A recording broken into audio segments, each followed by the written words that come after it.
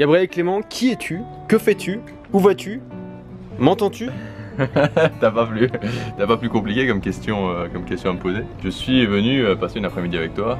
Ouais. On va aller manger chinois, on va aller manger des sushis. Ah, t'as décidé ce qu'on allait bouffer. Je me suis lancé dans un défi de manger sain. Sushi, c'est pas très sain, il faut de la sauce, du sucre, des machins, le poisson, on sait pas trop d'où il vient. C'est mieux qu'un McDonald's ou qu'une. Ah bah oui, bah, si tu fais des comparaisons. Maintenant, si tu connais un truc mieux que les sushis dans le coin. Sushi, ça ira. On va parler aujourd'hui des habitudes. Parce que Gabriel il est le pro des habitudes, le spécialiste des habitudes, n'est-ce pas? Ready? Ouais, allons-y. Donc je suis avec Gabriel Clément. Gabriel Clément, c'est la personne que c'est le gars que je coach depuis plusieurs mois et j'adore le coacher. On est devenus vraiment potes parce que il progresse, il a une super vision. T'as une chaîne YouTube qui progresse, qui commence vraiment à décoller là, j'ai l'impression. Et tu parles, alors t'es un peu dans le développement personnel, tu parles des habitudes, notamment de la puissance des habitudes. Pour moi, c'est un domaine très intéressant. Moi, j'ai essayé de prendre l'habitude plusieurs fois de me lever à 5 h du matin. Mon meilleur score, c'est 4 jours d'affilée. Ensuite, je lâche, je suis incapable de me lever tôt. Toi, tu te lèves à 5 h du matin depuis plus d'1 an, comment tu fais? La question, c'est est-ce que concrètement, déjà de 1, t'en as vraiment envie? Et de 2, qu'est-ce que ça va t'apporter?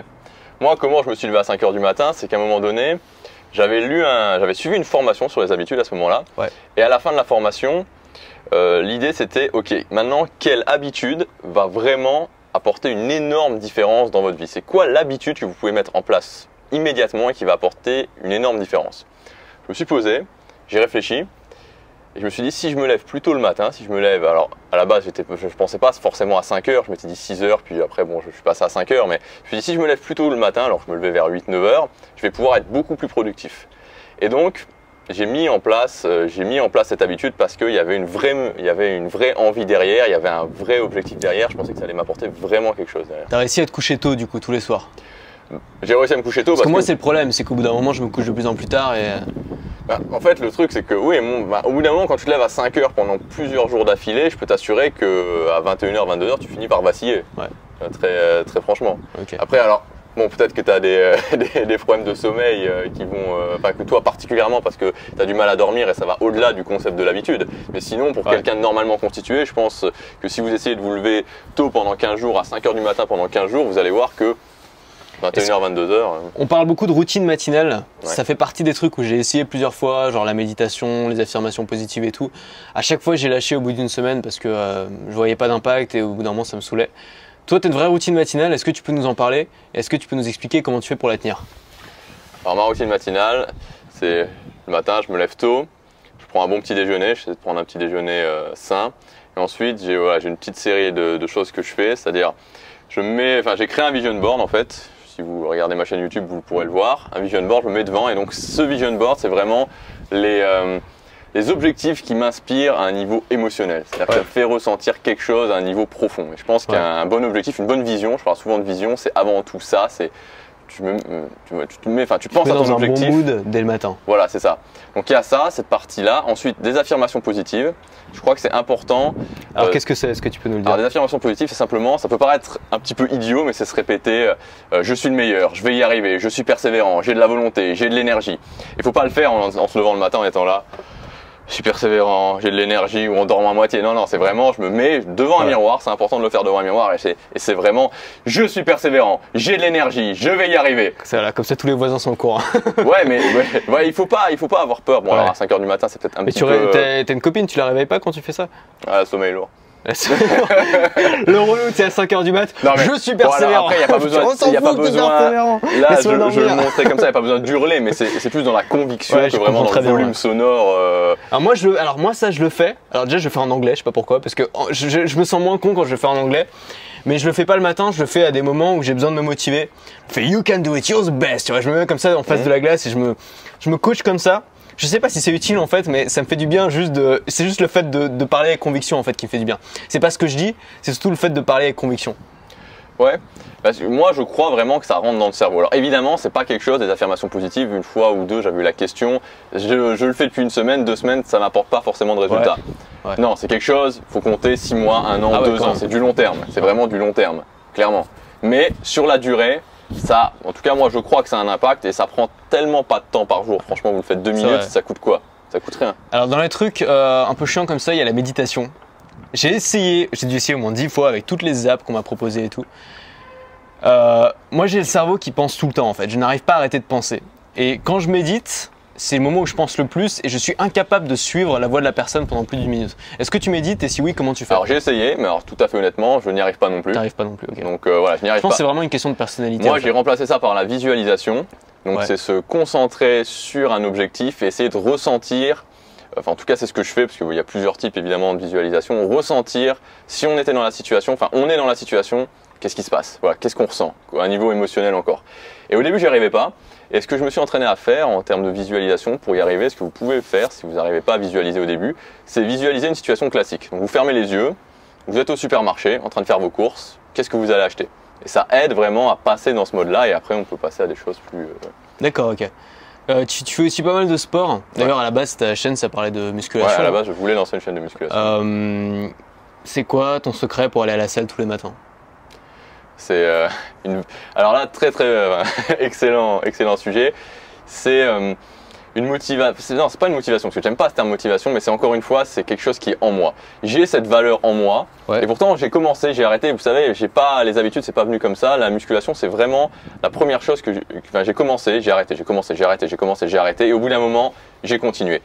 Et tout simplement parce que quand j'arrêtais, je ressentais ce besoin en moi.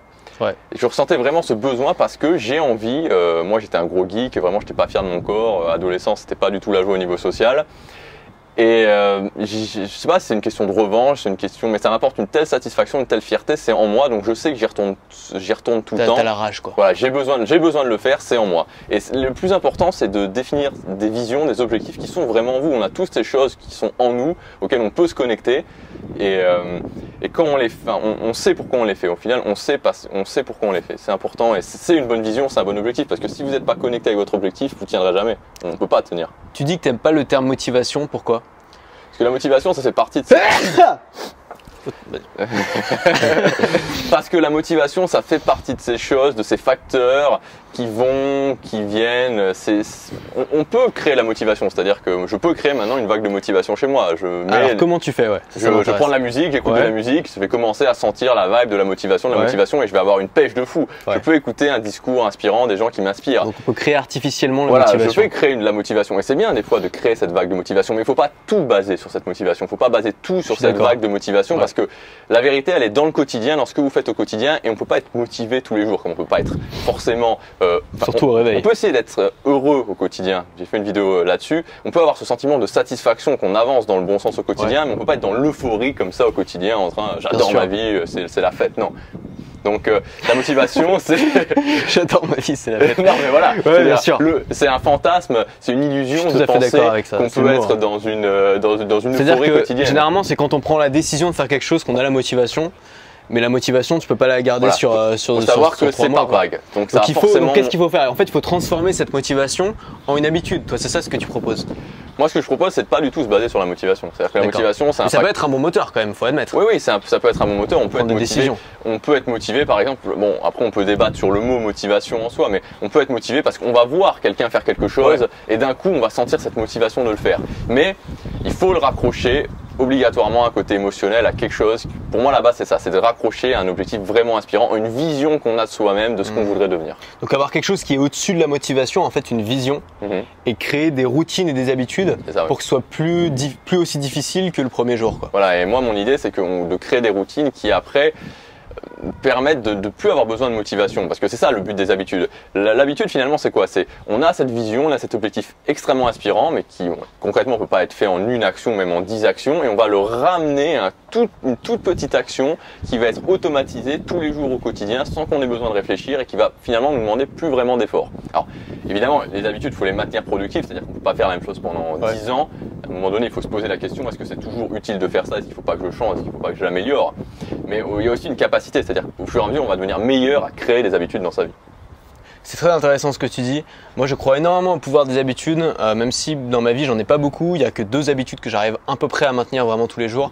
C'est manger sainement et faire ma vidéo tous les jours. C'est aussi simple que ça. Pourquoi je le fais? Parce que c'est ce qui est le plus important pour moi. C'est les deux choses, c'est la santé et le business en fait, et ma passion, quoi. Mais c'est vrai que le pourquoi est extrêmement important. Prendre des habitudes juste parce qu'on t'a dit de le faire, comme par exemple, enfin moi je sais que la méditation par exemple, j'ai essayé plusieurs fois juste parce qu'on m'a dit que ça me ferait du bien. Parce que je suis toujours le cerveau en ébullition, je suis un peu stressé, donc je sais que ça pourrait me faire du bien. Mais j'ai pas forcément une grande vision au-dessus de ça, donc c'est difficile de la maintenir. Par contre, bien manger et faire des vidéos tous les jours, c'est un truc que je sais parfaitement pourquoi je le fais. Donc je suis d'accord avec toi. Est-ce que tu peux résumer la valeur ajoutée de ta chaîne en une phrase? Difficile comme question. Enlever le côté émotionnel, automatiser le fait d'arriver à ses objectifs avec les habitudes. Donc conseil concret pour atteindre ses objectifs grâce au pouvoir des habitudes. Conseil concret, premier conseil plus important, se connecter vraiment avec ce qui est important pour vous. Il y a beaucoup de gens qui sont complètement déconnectés parce qu'on leur a expliqué qu'on ne pouvait pas atteindre ses rêves, on leur a expliqué qu'il fallait travailler dans un job chiant et que c'était obligatoire. Donc il faut prendre du temps à se connecter, c'est le plus important. Et ensuite, mettre en place une première habitude qui est découper ça en objectifs, donc découper cette vision en objectifs et mettre en place une première habitude qui va vous permettre d'atteindre cet objectif, l'objectif numéro 1. Tu sors une vidéo par jour aujourd'hui, même si moi j'arrive pas toujours à tenir ce truc, toi tu le tiens tous les jours, t'as pas sauté un seul jour, très admiratif de ça. Tu sors bientôt une formation. Ouais. J'ai hâte de voir ça aussi. Sur les habitudes justement? Ouais, ça sera sur les habitudes, sur une grosse formation sur comment créer des habitudes en détail, les rituels du matin aussi, donc ça va être, tout va être détaillé. J'ai hâte de voir ça. Abonnez-vous à sa chaîne parce que c'est vraiment, voilà, il est bon, il fait partie des bons et il progresse énormément. Et j'ai hâte vraiment de voir où tu vas aller avec ton projet. Ça va continuer de toute façon. Putain, c'est beau.